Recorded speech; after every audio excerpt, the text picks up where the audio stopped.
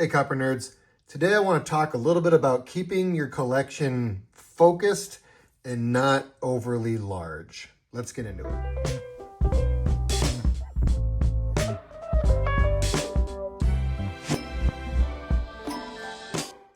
So I collect three things. I collect early copper, I collect US type coins, and I collect gold and silver. This one kind of covers both type and gold.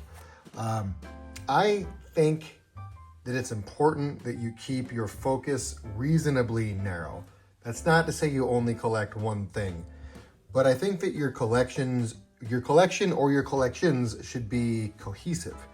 There's a lot of reasons for that. One, I don't think I enjoy coins as much when they're not part of some sort of a common set or grouping. I like to look through my copper coins. Sometimes I like to look through my type coins. Sometimes I like to check out my gold and silver investments, which again is usually bullion, although I do have some pre-33 type coins that are really more of my type set, but I didn't see any need to pull out a gold buffalo just to set it there. I think that that's important both for your own enjoyment, and then if it ever comes time to sell your collection, you're going to be much better off to sell a collection than you are to sell a hodgepodge of assorted stuff. And maybe you're into a hodgepodge of stuff, and that's fine. My middle son collects world banknotes and world banknotes and coins. He's got coins and currency from every country that's ever existed, many that no longer exist. And while that is a cohesive collection for him, because that's how he enjoys it, it'd be really tough to sell because there's not a bunch of, he's got every country, whatever, Zambia, he's got a note and he's got a coin. That's a little tougher to sell. Whereas my oldest son, he really only collects early copper and some type coins.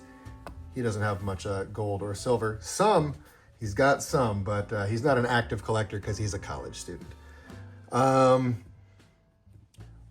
bring this up in part because I have been helping a family member with a very large eclectic collection that's going to be sold at some point. And it's a lot of real high-end stuff. And while there is a colonial copper collection, and while there is an ancient coin collection, there's also just thousands of coins that do not have any relation to the other. There's a couple of very solid, good-sized collections in the mix, but maybe 75% of what's there doesn't really fit into a category. I think it's something you should be cognizant of when you're collecting. I recently put together a video about estate planning, and this is kind of along that line. If you collect in an area, it's going to be a lot easier when it comes time to sell, or when it comes time for your family to sell your collection, than if they're trying to sort through kind of the hodgepodge that's on my desk. A lot of these are one-offs. That's an ancient, that's a gold type coin, that's also a bullion coin, that's just silver bullion, that's bullion, this is kind of a numismatic silver bullion, some British copper. The stuff that's on my desktop is mostly there to be interesting for you all, but it's really not stuff that I collect. Like I have one Russian 5 kopecks, but I don't collect them. Really the bulk of my collection is in these three areas. I have 2 or 3 continental currency notes. There's 2 of them that are always at the top of my desk there.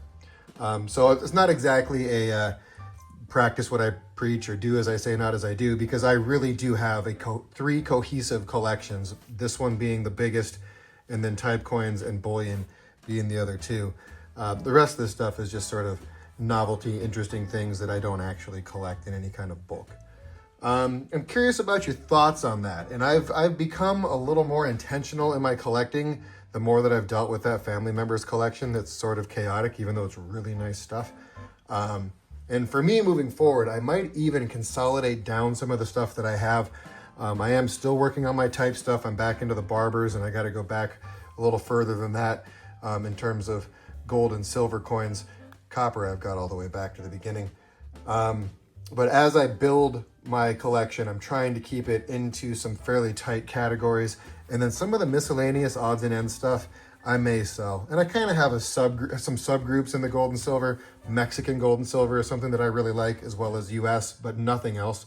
I think I have a couple from the Perth Mint, a couple gold rabbits from the Perth Mint, but otherwise it's all US or Mexican gold and silver to try and keep those cohesive and tight. So I have some subcategories within each, but US type coins, copper coins, gold and silver, and the gold and silver has a couple of subcategories, but it's all cohesive, I guess is what I'm saying.